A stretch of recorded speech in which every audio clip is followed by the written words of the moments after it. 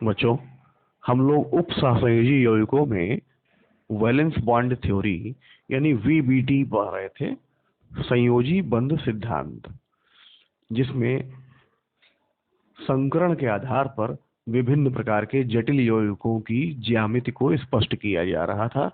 और इससे पहले वाले एपिसोड में हम लोगों ने पढ़ा था चतुष्फल की ज्यामिति। अब हम लोग पढ़ेंगे समतलीय वर्गाकार जटिल यौगिक, जो समन्वय संख्या 4 समन्वय संख्या 4 के लिए होगी।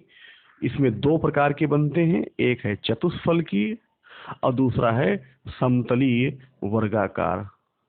समतलीय वर्गाकार चतुष्फल की ज्यामिति तब बनती है जब sp3 संकरण होता है, और समतलीय वर्गाकार ज्यामिति तब बनती है जब dsp2 संकरण होता है। इतना समझ गए? तो हम एक उदाहरण लेते हैं। इसका पहला उदाहरण हम ले लेते हैं निकिल टेट्रासाइनाइड और इसके ऊपर 2 माइनस। इतना समझ में आ गया? अब बच्चों, इस यौगिक में हमें निकिल की ऑक्सीकरण संख्या निकालनी है। निकिल की ऑक्सीकरण संख्या कैसे निकालेंगे? x Cn के ऊपर माइनस का 1 होता है, 4 है तो -4 बराबर -2, इसलिए x बराबर +2 आएगा। तो यहाँ निकिल की ऑक्सीकरण संख्या है +2। तो हम निकिल का विन्यास बनाएंगे। निकिल का विन्यास 28 इलेक्ट्रॉन होते हैं। इसके निकटतम अक्रिय गैस है आर्गन, जिसमें 18 होते हैं। 3d10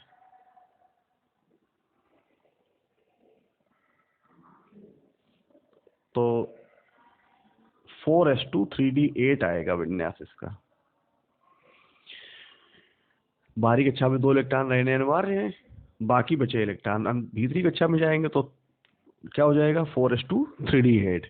और इसके बाद हम p का खाली बना लेते हैं। अब इसको हम उसमें बनाएं। ये है डी उपकोष।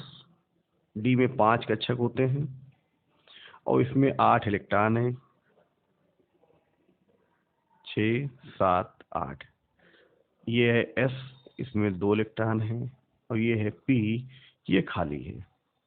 ठीक है, ये हो गया 3d8 4s2 और 4p0। क्लियर हो गया? अब हम निकिल +2 बनाते हैं। 2 इलेक्ट्रॉन निकलेंगे तो इसी में से निकलेंगे बाहरी कक्षा से। तो आर्गन 18, ये 5 हो गए, इसमें तो 8 ही रहे, लेकिन अब यहाँ 4s0 हो गया और 4p0 था ही। ठीक है, अब लिगेंड देखेंगे। लिगेंड कौन सा है? साइनाइड है। और साइनाइड लिगेंड ये प्रबल लिगेंड, प्रबल क्षेत्र लिगेंड होता है, क्योंकि साइनाइड आयन एक प्रबल क्षेत्र लिगेंड है जो डी इलेक्ट्रॉनों को हुंड के नियम के विपरीत, हुंड के नियम के विपरीत युग्मित करता है। हुंड के नियम के विपरीत युग्मित करता है।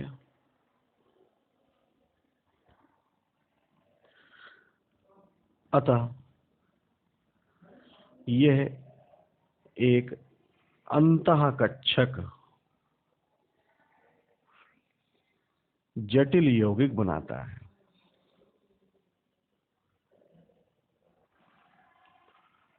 अब यहाँ पर हुंड के नियम के विपरीत युग्मित कराना है तो ये इलेक्ट्रॉन निकल के इसमें आ जाएगा। क्लियर होगा? अब देखें निकिल +2 में क्या विन्यास बना? 1 2 3 4 5। तो इस प्रकार से ये इलेक्ट्रॉन युग्मित हो गए और एक डी कक्षक यहाँ खाली हो गया। 4s0 4p0, ये है 3d8 4s0 और 4p0। अब यहाँ पर संकरण कौन सा होगा? क्योंकि एक ये S खाली है, इसको 4 लिगेंड के लिए 4 खाली कक्षक चाहिए, तो 1 2 2 4। तो इस प्रकार से ये 4 कक्षक चाहिए जो DsP2 संकरण के द्वारा काम होगा। अर्थात इसमें संकरण कौन सा हुआ? DsP2 संकरण हुआ। अब हम इसमें संकर कक्षक बनाएंगे, निकिल +2। अब डी में कितने कक्षक बचे हैं?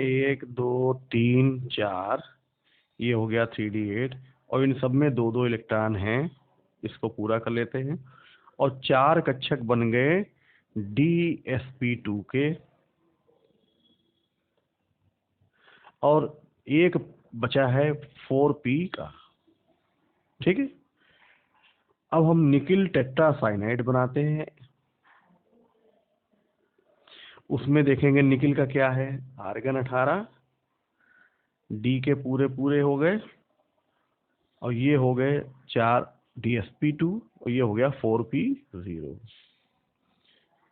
DsP2 संकर कक्षक हैं, ये है 3D8। अब इसमें हमने 2 इलेक्ट्रॉन तो पहले से ही थे, वो भर दिए। एक इलेक्ट्रॉन युग्म साइनाइड आयन अपना यहाँ पर दान करेगा। ठीक है, ये जो इलेक्ट्रॉन युग्म आ रहे हैं, ये कहाँ से आ रहे हैं? साइनाइड आयन से आ रहे हैं। ठीक है, तो ये साइनाइड आयन से 4 उपसहसंयोजी बंध बन जाएंगे। इतना समझ में आ गया? चूंकि संकरण क्या है, चूंकि निकिल टेट्रासाइनाइड में DsP2 संकरण हो रहा है,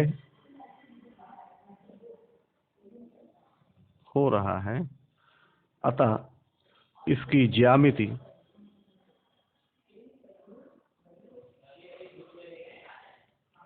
समतलीय वर्गाकार होगी। इतना समझ में आ गया? क्योंकि इसके विन्यास में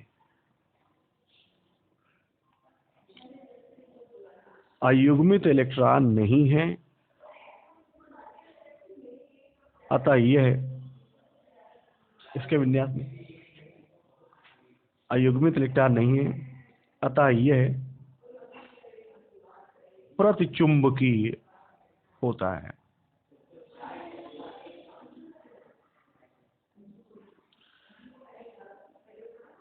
हो गया? यह अंतःकक्षक न्यून चक्रण जटिल यौगिक होता है। तो जितने भी प्रबल लिगेंड होते हैं, प्रबल क्षेत्र लिगेंड, वो अंतःकक्षक और न्यून चक्रण जटिल यौगिक बनाते हैं। अब हम इसकी यहाँ पर छोटी सी ज्यामिति बना लेते हैं।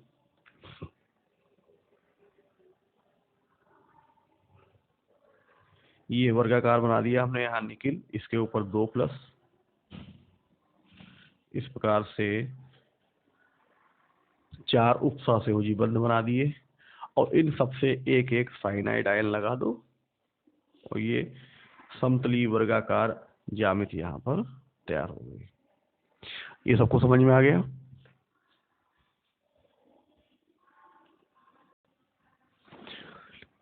बच्चों, अभी हमने एक दूसरा उदाहरण लिया है, टेट्रामीन कॉपर सेकेंड कैटायन। यहाँ पर कॉपर का ऑक्सीकरण संख्या निकालेंगे।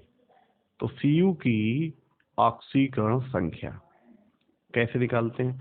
Cu को मानेंगे x, NH3 की 0 होती, बराबर के आगे +2, तो x बराबर हो गया +2। अब हम यहाँ कॉपर का विन्यास बनाएंगे। कॉपर में 29 इलेक्ट्रॉन होते हैं। निकटतम अक्रिय गैस आर्गन होती है 3D10 4s1। ये विन्यास है 4p0। चूंकि अब Cu के ऊपर 2+ है, तब विन्यास बनेगा एक इलेक्ट्रॉन इसमें से, एक इलेक्ट्रॉन इसमें से, 3D9 4s0 4p0। इतना विन्यास बना लेंगे। अब हम इस विन्यास में कक्षक बनाते हैं। आर्गन 18, 1 2 3 4 5, ये 4s 4p। इसमें 9 इलेक्ट्रॉन हमको यहाँ पर दिखाने हैं। ये हो गया 3d9 4s0 4p0। अब हम ये चेक करें कि ये अंतःकक्षक आएगा कि ये बाह्य कक्षक आएगा। क्योंकि यहाँ पर जो लिगेंड लगा है NH3, यह लिगेंड है कैसा, दुर्बल क्षेत्र। ठीक है, क्योंकि NH3 एक दुर्बल क्षेत्र लिगेंड है।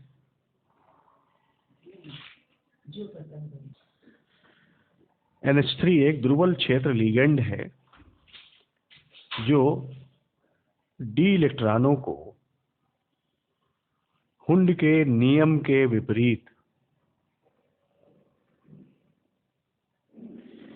युग्मित नहीं कर पाता।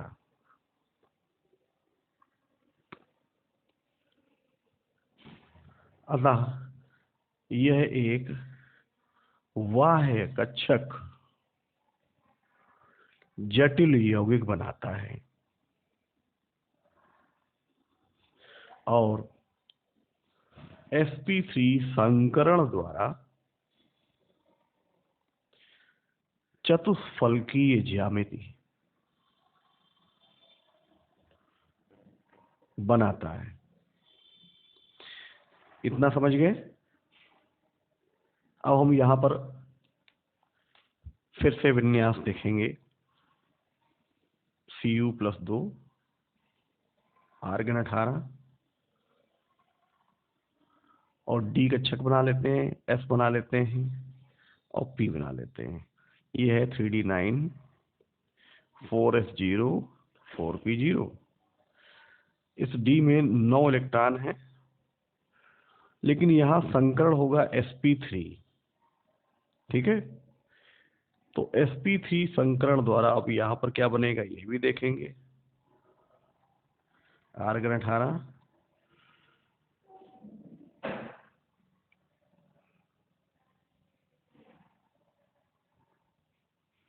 और 1 2 3 4 कक्षक हैं। ये sp3 में 4 कक्षक बने। अब हम बनाएंगे CuNH3 का होल 4+2 में कॉपर आयन। अब ये देखें तो ये तो हो गया 3d9 पूरा पूरा 3d9,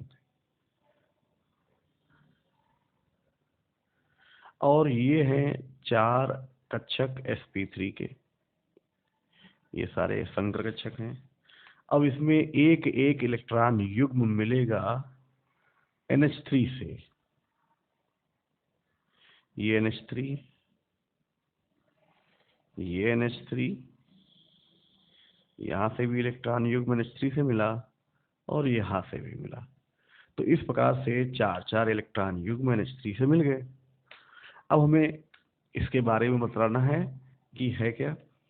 चूंकि CuNH3 का होल 4 में Cu परमाणु sp3 संकरित होता है तथा इसमें NH3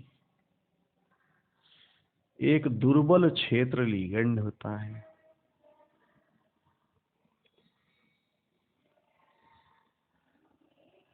अतः यह एक बाह्य कक्षक जटिल यौगिक बनाता है और sp3 संकरण के आधार पर इसकी ज्यामिति चतुष्फलकीय होती है।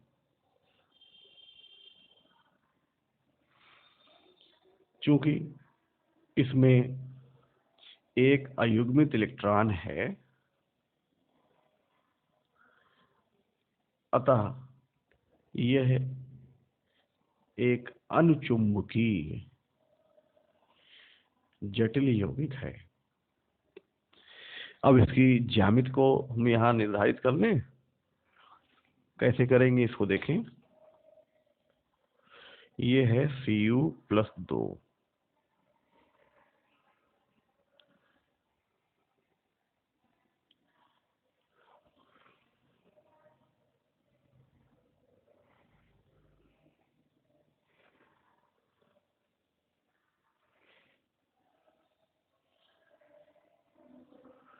यहाँ सब जगह NH3 लगा देंगे और इस प्रकार से चतुष्फल की ज्यामिति यहाँ पर तैयार हो जाएगी। इतना सबको समझ में आ गया होगा।